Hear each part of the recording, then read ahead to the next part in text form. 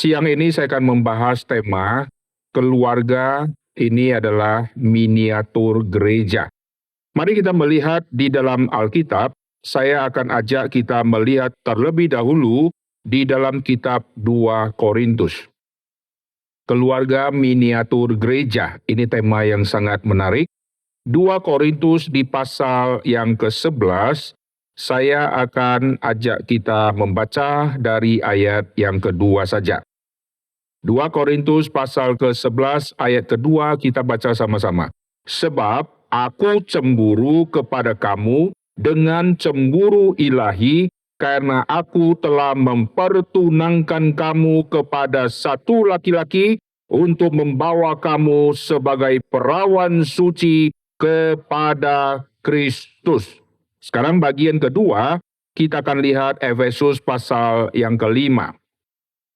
Efesus pasal yang kelima, di ayat ke-22, hai istri, tunduklah kepada suamimu seperti kepada Tuhan, karena suami adalah kepala istri, sama seperti Kristus adalah kepala jemaat, dialah yang menyelamatkan tubuh. Karena itu sebagaimana jemaat tunduk kepada Kristus, demikian juga istri kepada suami dalam segala sesuatu. Hai suami, kasihilah istrimu sebagaimana Kristus telah mengasihi jemaat dan telah menyerahkan dirinya baginya. Nah, saudara perhatikan di dalam ayat yang kita baca ini, kita menemukan rahasia kaitan keluarga dengan gereja. Biasanya orang bicara keluarga, urusannya keluarga. Bicara gereja, urusannya gereja. Tetapi Alkitab ada jembatan yang menghubungkan tema keluarga dengan tema gereja. Hubungannya itu seperti hubungan Kristus dengan jemaatnya. Hubungan suami dengan istri ini nanti ibarat seperti Kristus dengan jemaatnya. Nah, sekarang saya akan ajak kita coba merenungkan di dalam hidup kita ini. Waktu kita sudah mulai dewasa dan kita akan mencari jodoh. Waktu kita memilih satu orang untuk nanti kita memberikan cinta kasih sepenuhnya kepada dia, karena ada sesuatu yang menarik di orang yang kita kasihi. Kita tidak mungkin mengasihi setiap wanita, kalau kita laki-laki, mengasihi setiap wanita karena umur kita sudah cukup untuk mencari jodoh, maka ada 10 orang kita kenal, kita kasih 10-10-nya. Tidak bisa. Kita harus memilih satu untuk kelak dijadikan sebagai istri.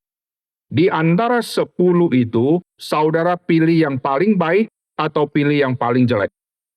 Jujur. Yang paling jelek, saudara langsung coret dia. Yang agak bagus, saudara tinggalkan dia untuk nanti cadangan. Karena ada yang lebih bagus, kalau lu tolak cintaku, aku ada cadangan yang kurang bagus ini. Kalau kita dapat yang sudah bagus, mendadak datang lagi yang lebih bagus, kita mulai goncang.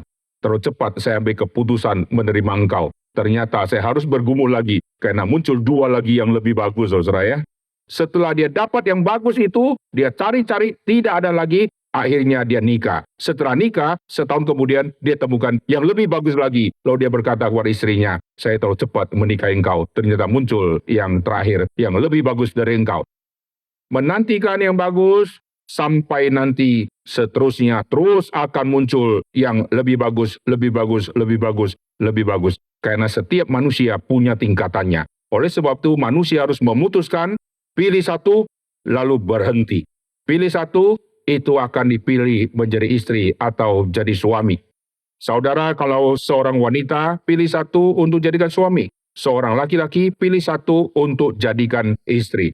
Saudara pilih karena ada sesuatu yang menarik, ada sesuatu yang saudara lihat yang tidak ada di wanita yang lain, maka saya pilih dia dan saya mulai memperhatikan dia melampaui wanita-wanita yang lain. Nah, saudara perhatikan, di dalam dunia ini, kita mau membentuk satu keluarga melalui cara kita mencari jodoh. Kita waktu mencari jodoh karena pilihan yang kutetapkan. Pilihan yang kutetapkan, pilihan yang sudah dipolusi. Kalau saya suka nonton film drakor, maka pasangan yang kucari harus yang mirip-mirip wajah orang Korea. Kalau saya suka film India, maka yang kucari yang hidungnya mancung, yang modelnya kayak orang Pakistan, itu saya akan naksir dia. Kalau saya sukanya film barat, film yang action-action, maka saya cari wanita-wanita yang macho. Karena di film yang saya nonton, saya tertarik sama wanita-wanita macho kalau jadi jagoannya.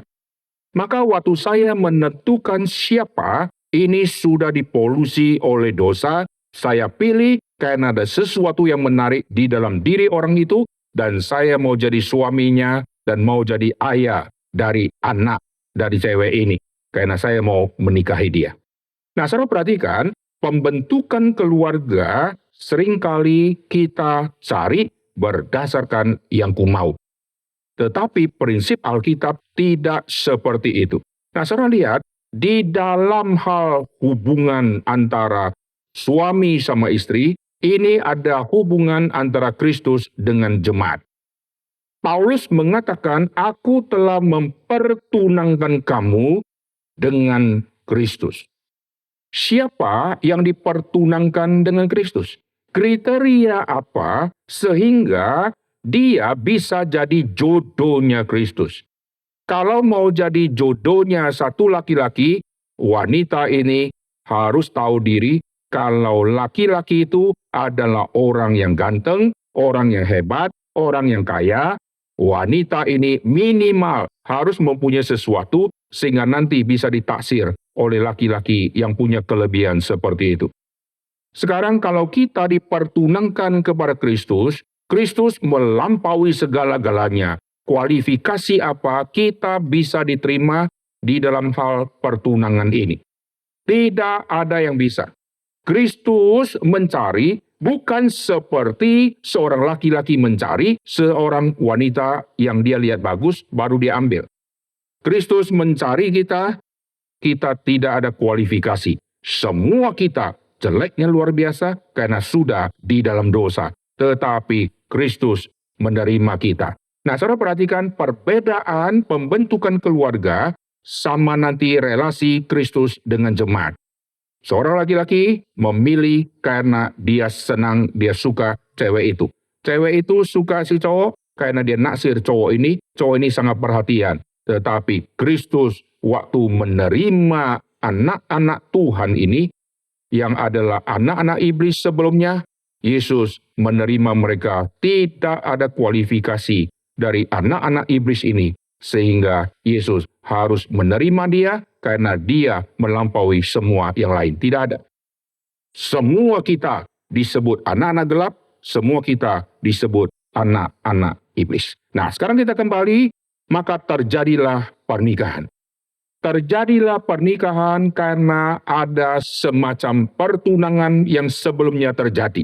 Di zaman sekarang sudah banyak yang tidak pakai sistem pertunangan. Nah, saya bahas di dalam konsep yang kita sudah baca, ada tema pertunangan. Lalu di dalam pernikahan itu mereka disatukan. Dua sekarang menjadi satu. Lalu Alkitab katakan seorang laki-laki harus mengasihi istrinya karena dia mengasihi istrinya ini seperti mengasihi diri sendiri. Dua daging ini, dua orang ini sekarang sudah menjadi satu daging dan tidak bisa dipisahkan.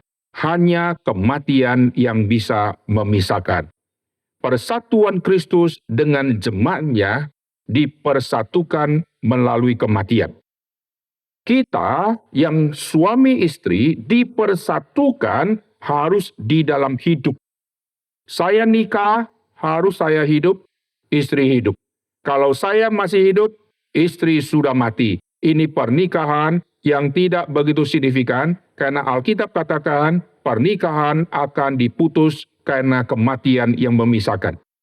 Kalau pernikahan yang sudah terjadi diputus karena kematian yang memisahkan, bagaimana orang yang pacaran lalu hanya menikah dan salah satu pasangannya sudah mati duluan, lalu mereka menikah. Saya pernah melihat di internet ada orang yang sudah sangat cinta tapi belum menikah, pasangannya akhirnya mati, lalu mereka akhirnya jalankan pernikahan dengan satu pihak saja. Karena pihak yang hidup yang memutuskan, yang mati sudah tidak bisa memutuskan. Dan akhirnya dia nikah sama mayat. Waktu dia nikah sama mayat, ini pernikahan yang tidak wajar. Karena kematian memisahkan pernikahan. Sekarang kematian justru mendapatkan pernikahan. Ini agak lucu ya. Kematian dari seorang pasangannya, akhirnya dia menikah. Padahal setelah dikatakan dia menikah, hari dia sudah diberkati menikah. Besok dia bisa menikah lagi karena pasangannya sudah mati. Salah satu sudah mati, maka yang satu bisa menikah lagi. Maka pernikahan dengan mayat ini pernikahan yang sebetulnya tidak wajar dan tidak perlu. Karena sekali saya menikah dengan mayat, saya hari itu setelah diberkati, saya bisa menikah lagi. Karena pasanganku sudah mati. Jelas ya? Nah, kita dipersatukan suami dan istri karena dua-duanya masih hidup. Tetapi Kristus sama jemaatnya, Kristus yang adalah Kristus satu ini, sama jemaat yang komunitas ini, sekarang dipersatukan menjadi satu. Aku di dalam kamu, kamu di dalam aku, persatuan ini dilakukan melalui kematian, yaitu kematian Tuhan Yesus. Ini bedanya, saudara. Tetapi ada paralelnya nanti.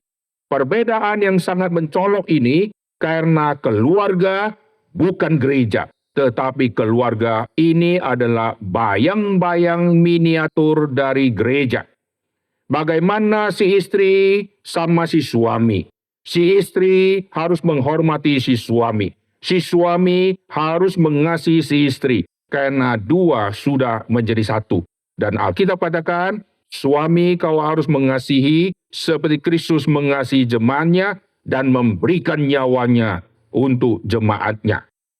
Maka tuntutan cinta kasih dalam keluarga dinilai dari mengorbankan nyawa. Suami sama istri, jujur ya, lebih sayang istri kepada suami atau suami kepada istri secara tuntutan syarat mengorbankan nyawa.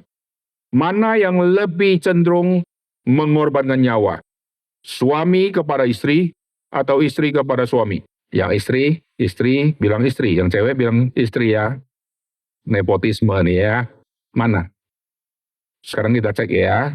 Untuk menguji cinta seseorang, salah satu poinnya adalah mengorbankan nyawa. Tidak ada kasih yang lebih besar daripada kasih seorang yang mengorbankan nyawanya untuk sahabatnya. Jadi suami sama istri juga sama, menilai mana yang paling mengasihi dinilai dari siapa yang rela mengorbankan nyawa. Suami sama istri, waktu mereka sudah menikah, yang masuk di dalam tema mengorbankan nyawa, ini nanti wanita. Kenapa? Kapan wanita masuk di dalam satu suasana yang dia tidak bisa lari, dia harus masuk di dalam antara mengorbankan nyawa atau dia tetap hidup, yaitu pada saat dia melahirkan. Laki-laki tidak pernah masuk di dalam suasana itu. Laki-laki naik sepeda motor atau naik mobil pergi bekerja, resiko kematian ada. Tetapi yang wanita, resikonya sangat besar.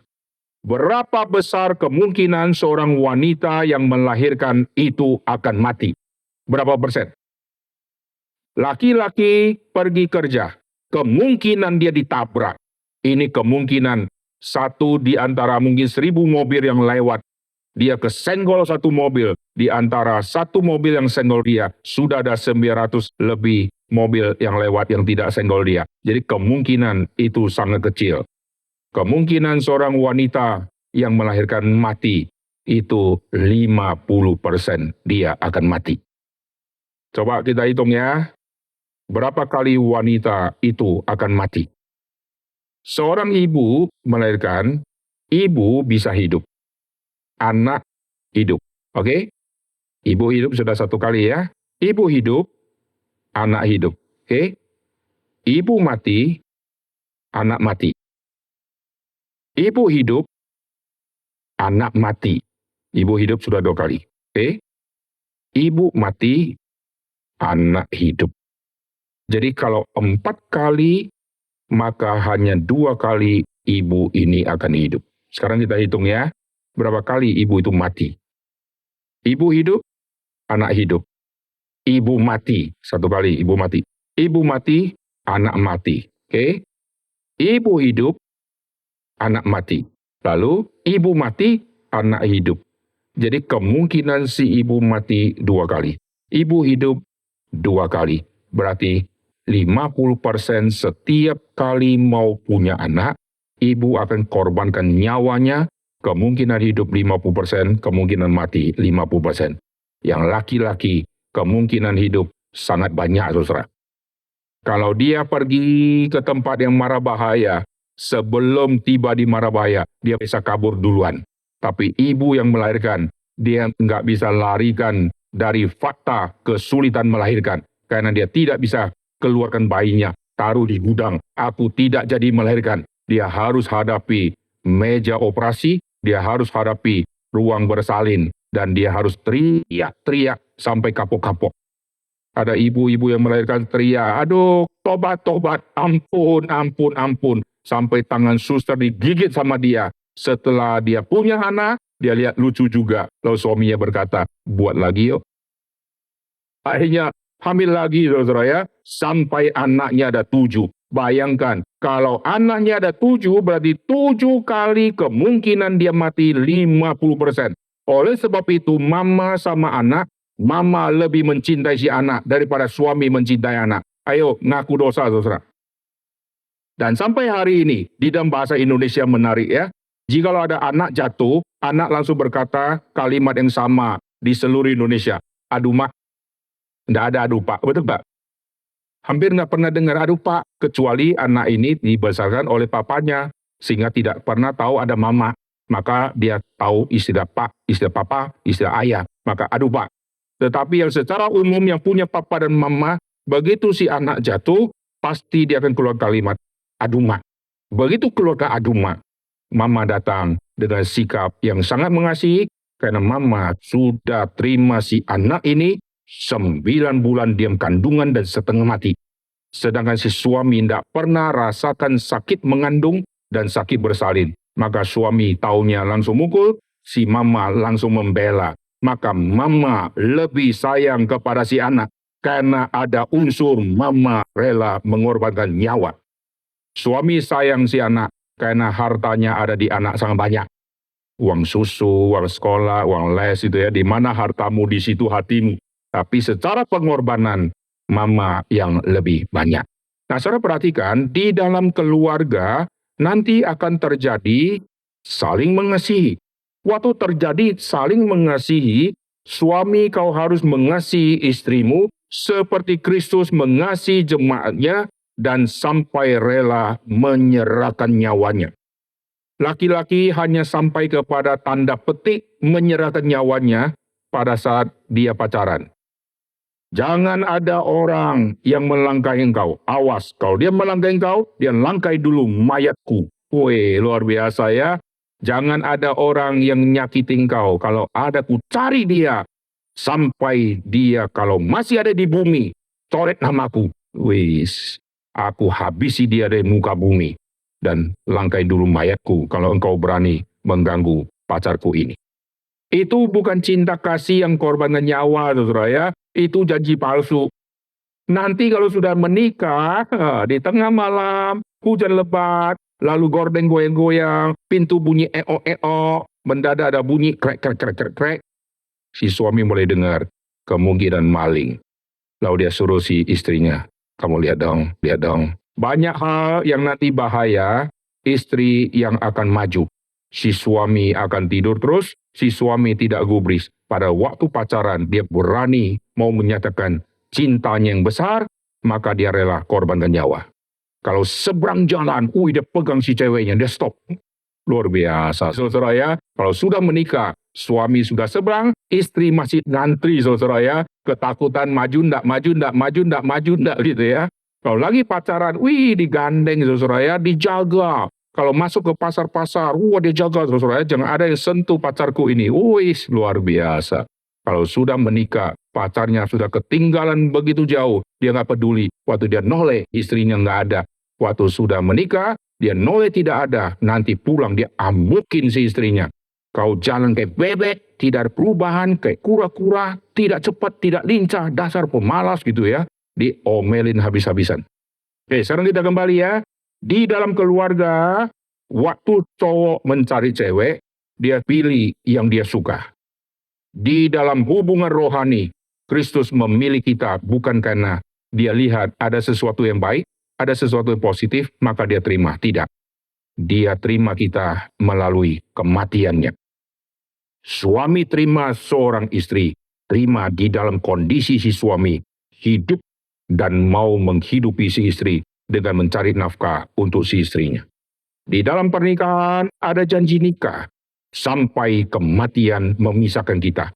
Berarti pernikahan ada batas akhirnya, ada endingnya.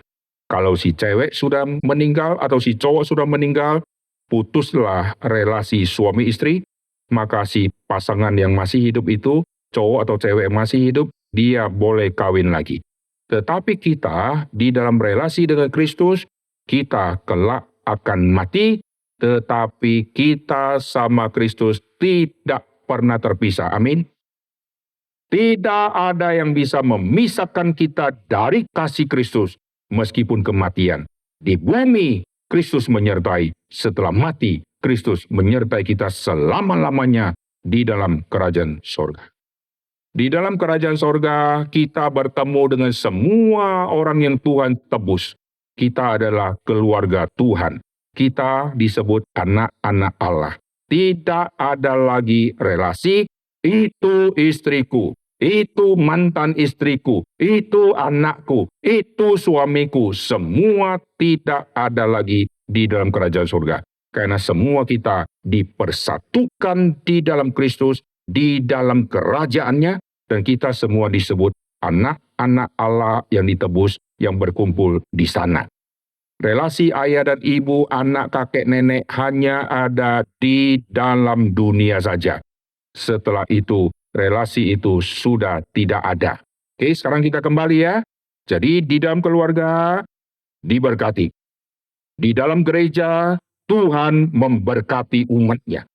Maka setiap kebaktian selesai ada 2 berkat, saudara. Di dalam perjanjian ada berkat triple dari imam. Tuhan menyinari engkau, itu ya, ada 3 kali kata Tuhan muncul. Itu angka 3 di dalam doa berkat imam kepada bangsa Israel. Lalu kepada gereja Tuhan, setiap kali kebaktian selesai, ada doa berkat. Pendeta mewakili Tuhan memberkati. Di dalam pernikahan, dimulai dengan pernikahan yang Tuhan berkati, yaitu Tuhan perintahkan untuk beranak cucu, lalu bertambah banyak. Kristus waktu sudah selesai misinya, Kristus naik ke sorga. Sebelum dia tinggalkan para murid, dan para murid sudah tidak bisa lagi memandang dia. Selama masih bisa memandang, di saat itulah Yesus memberkati mereka sebelum mereka berpisah. Sambil terangkat, sambil pelan-pelan akan tidak bisa lihat Tuhan Yesus lagi, Yesus memberkati mereka. Yesus memberkati mereka, itulah pertemuan terakhir Tuhan Yesus secara fisik. Selama Yesus lahir sampai Yesus mati, bangkit, lalu naik ke sorga. Dan Yesus memberikan perintah amanat agung untuk pergi, jadikan semua bangsa muridku. Di dalam pernikahan, lahirkan anak. Di dalam hal rohani, jadikan semua bangsa muridku. Nah ingat, di dalam keluarga bukan hanya lahirkan anak secara jumlah, tetapi lahirkan anak memang secara fisik, dia anakku, dia anak dari istriku. Tetapi secara rohani, dia sekarang masih anak-anak di dalam kegelapan. Dia belum kenal Tuhan, dan saya harus bawa dia untuk ketemu kepada Tuhan, dan untuk dia mengaku Kristus adalah Tuhan dan Juru Selamat dia. Jadi keluarga adalah tempat yang sangat awal untuk kita menginjili anak-anak. Kalau saya punya anak 3, 4, 5, 6, 7, 10, bukan bangga saya mencapai angka 10 anak. tetapi tugas saya membawa mereka kepada gembala jiwa mereka yang sejati. Karena semua anak ini hanya titipan Tuhan untuk saya didik dia, untuk saya injili dia, untuk kelak dia nanti disebut anak-anak Allah. Sekarang kalau ditanya kau anak siapa, anak papa, anak mama.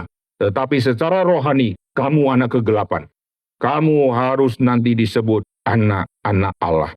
Maka tugas ayah dan ibu adalah mendidik, mengajari, dan seterusnya. Selama anak itu masih kecil, maka papa mama seperti guru sekolah minggu. Mengajari dia, mewarnai, baca abjad, dan seterusnya. Seperti guru sekolah minggu yang menghadapi anak-anak batita.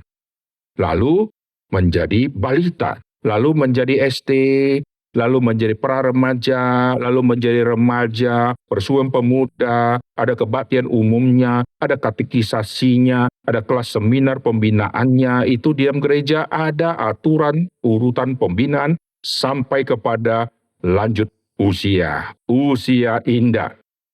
Semua ini dilakukan di dalam gereja untuk seluruh umat-umat Tuhan. Tetapi miniaturnya sudah ada di dalam institusi yang kecil tadi, yaitu keluarga. Keluarga ada ayah seperti gembala sidangnya. Ibu seperti wakilnya.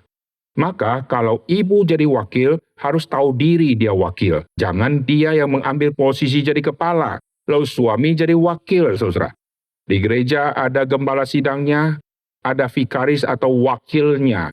Cilakanya yang wakil atau vikaris itu akhirnya menjadi seperti pemimpinnya, sedangkan si gembala pasifnya luar biasa. Tidak bisa. Gembala, dia harus pegang posisi gembala. Seorang suami, dia harus pegang posisi suami. Istri, dia harus pegang posisi istri. Meskipun istri lulusan Amerika, suami lulusan SD negeri di Indonesia. Secara pendidikan, istri lebih tinggi. Secara keluarga, istri harus di bawah suami. Amin. Gaji si suami sekian puluh juta. Gaji istri ratusan juta. Secara gaji istri lebih banyak. Tetapi nanti yang mencukupkan kebutuhan hidup sebagai satu institusi keluarga, ayah dan ibu, suami dan istri ini yang mengayomi semua anak, istri tidak boleh berkata, semua keuangan di dalam keluarga itu mayoritas dari gaji saya. Tidak bisa, saudara ya. Gaji istri sama gaji suami digabung menjadi satu gaji, yaitu gabungan untuk nanti seluruh kebutuhan keluarga. Kalau si suami gajinya tidak tinggi, istrinya tinggi, suami tetap kepala. Amin. Istri tidak boleh jadi kepala, meskipun gajinya lebih tinggi. Karena ini ordo yang Tuhan sudah tetapkan. Kristus kepala, lalu suami kepala. Suami kepala dari istri. Suami sama istri kalau digabung ini jemaat. Jemaat sama Kristus, Kristus tetap kepala. Kalau jemaat sudah kuat, sudah mapan, jemaat mau ambil posisi kepala, Kristus diturunkan. Ini namanya kurang ajar. Istri banyak yang tidak mau dibawa suami. Banyak istri kelihatan maconya. Kita kalau lihat suami istri berbicara, langsung kita tahu dominannya ada di siapa. Betul nggak? Kalau suami sama istri lagi jalan bersama, lalu ketemu orang gereja atau rapat, istri jangan banyak bersuara. Istri diam saja. Seringkali istri yang ngocehnya banyak. Suami kalau ditanya, gimana menurut Bapak? Tanya dia. Ketahuan. Si istri menjadi cukongnya ya, si istri menjadi premannya. Tanya dia. Kalau suami memberikan keputusan, pulang langsung berantem. Perang dunia ketiga terjadi, saudara ya. Karena si istri merasa dia yang mengontrol semua. Sekarang kita kembali, diberkati. Sampai kematian memisahkan. Di dalam hubungan Kristus sama jemaat, kematian tidak akan memisahkan kita. Karena kita akan bersama Kristus selama-lamanya. Di dalam keluarga kita melahirkan anak. Di dalam keluarga kita membesarkan anak. Kita beranak cucu. Di dalam hubungan Kristus sama jemaatnya. Kristus adalah suami, kita sebagai istri yang harus melahirkan anak. Amin. Kita ada di dalam Kristus. maka yang ada di dalam Kristus diberikan potensi untuk menghasilkan buah karena ada Roh Kudus di dalam diri kita. Kita menghasilkan buah. Di dalam keluarga, istri melahirkan anak. Di dalam kerajaan Tuhan, kita melahirkan tanda petik anak-anak rohani. Amin. Di dalam keluarga, rahim saya maksimal bisa berapa anak sih? Zaman dulu 16 anak, masih sakti dia. Zaman sekarang 4 anak saja sudah kolaps dia. Jalannya sudah kayak nenek-nenek, sudah kayak tongkat dia, sudah lemes dia. Zaman dulu tidak banyak teknologi, tidak banyak obat-obat, tetapi stamina orang zaman dulu luar biasa. Zaman sekarang orang pakai itu sunscreen saja banyak lapisnya. Lapis pagi, lapis siang, lapis malam, lapis 1, 2, 3, 4, 5, 6, 7, 8. Begitu lihat cantik, begitu cuci muka kayak setan, saudara ya. Berubah semua. Orang zaman dulu mana ada masker-maskeran, cuci muka di paret-paret gitu ya. Kalau di Kalimantan itu paret-paret coklat-coklat, tapi mukanya mulus. Mungkin air itu ada obatnya, saudara ya. Yang kita sudah cuci air aqua, sudah bersih steril, cuci sini, cuci sana, bersihnya luar biasa. Rambut dikeramas pakai itu ya, sampo yang mahal, botak juga, saudara ya. Yang kasih itu apukat lah, apalah, wortel lah, lemon lah, apalah semua. Macem-macem, akhirnya rontok juga. Zaman dulu orang mandi biasa saja, rambutnya hitam-hitam dan tebal-tebal. Heran sekali saudara ya. Oke, sekarang kita kembali. Kita melihat di dalam Kristus, kita ini masuk dalam dunia rohani. Inilah dunia gereja. Gereja bukan bicara gedung. Kita di dalam Kristus, Kristus di dalam kita. Kita umatnya, kita jemaatnya, Kristus kepalanya. Di dalam keluarga setelah menikah, maka yang dinantikan adalah anak. Setelah Kristus menebus kita, maka yang Kristus nantikan adalah munculnya anak-anak rohani. Tetapi seringkali di dalam keluarga ada salah satu yang punya masalah, mungkin si suami mandul atau si istri mandul. Di dalam hal rohani, bukan berarti Kristus bisa mandul. Tidak, saudara. Kemungkinan yang sangat besar adalah kita yang banyak mandul.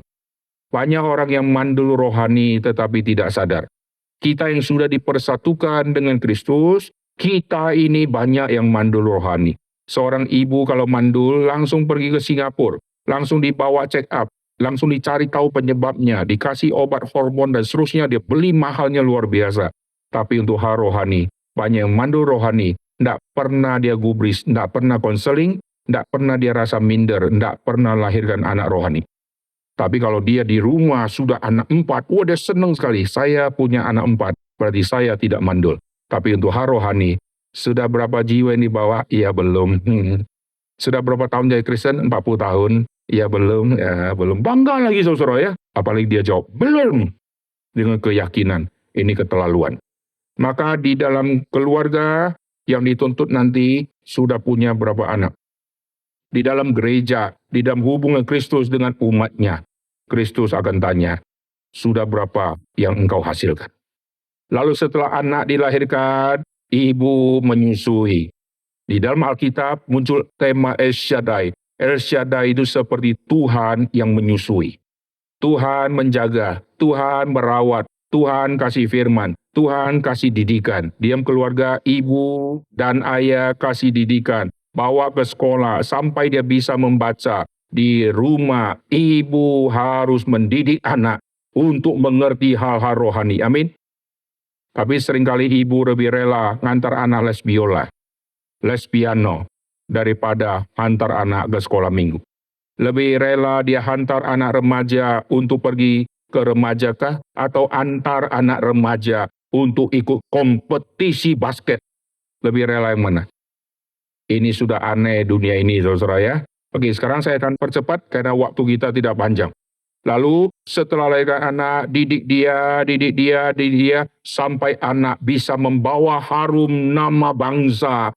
Ibu hadir di acara kasih medali, lalu diumumkan, anak ini juara 1 mewakili Indonesia. Nama Indonesia jadi harum. Ibunya senangnya luar biasa. Tetapi kita sebagai anak Tuhan, sungguhkah kita pernah membawa nama Kristus yang harum itu untuk diperkenalkan kepada segala bangsa. Kebanyakan orang tua, dia bangga anaknya punya prestasi juara 1 di kelas. Tapi si ibu kurang bangga kalau anaknya baik sekali, bagus sekali di sekolah minggu atau di remaja. Anak ini begitu luar biasa, bisa membawa renungan di sekolah minggu, renungan di remaja. Bagi si ibu, ini bukan prestasi. Tapi anak bisa berpidato bahasa Jepang di hadapan majelis-majelis yang besar-besar. Mamanya bangga, anak saya bisa bahasa Jepang. Tapi anaknya bawa renungan, dianggap biasa. Anak kecil yang lain juga bisa. Maka di dalam dunia rohani banyak terjadi kemunduran, di dalam dunia keluarga terjadi kemajuan. Karena orang tua rela invest, kasih uang, bayar, lalu leskan semua, anak itu bertumbuh cepat dan pintar-pintar. Tapi di dalam gereja, untuk mendapatkan yang berprestasi, menunggu sangat-sangat lama. Maka kita sebagai anak Tuhan, kita harus memikirkan, tugas kita selain di keluarga, tugas kita adalah di dalam gereja, di dalam keluarga Allah. Amin. Rumah kita anak cuma 1, cuma 2, cuma 3. Setelah dia besar, dia nikah, sudah hilang. Sudah pergi, nggak tahu tinggal di negara mana. Tapi keluarga Allah ini makin hari akan makin banyak. Dan inilah tugas kita untuk kita menjadi berkat. Amin. Di dalam relasi Kristus sama jemaat, Kristus kepala. Kristus suami dan kita istri. Kita dituntut untuk menghasilkan buah. Mari kita berdoa. Bapa dan surga, kami berterima kasih untuk waktu yang singkat ini. Tuhan sudah pimpin kami untuk kami melihat perbandingan antara keluarga dengan umat Tuhan dan gereja Tuhan. Kami berdoa Tuhan, biar Tuhan mengingatkan kami sekali lagi, di dalam hidup kami yang sementara ini, kami terus menggunakan waktu kami yang sudah terlalu banyak untuk keluarga, tetapi kami lupa ada waktu untuk rumah Tuhan yang juga kami harus gunakan. Tuhan ampuni kami jikalau selama kami ada di dalam dunia ini, waktu kami tersita banyak hanya ngurusin anak kami yang ada di rumah hanya berapa orang. Tetapi untuk keluarga Allah yang begitu banyak kami abaikan. Tuhan ingatkan kami, biar kami menjadi berkat di keluarga, kami juga menjadi berkat yang lebih besar lagi untuk kerajaan Tuhan, untuk umat Tuhan, untuk gereja Tuhan. Dengar doa kami dalam nama Tuhan Yesus kami berdoa. Amin.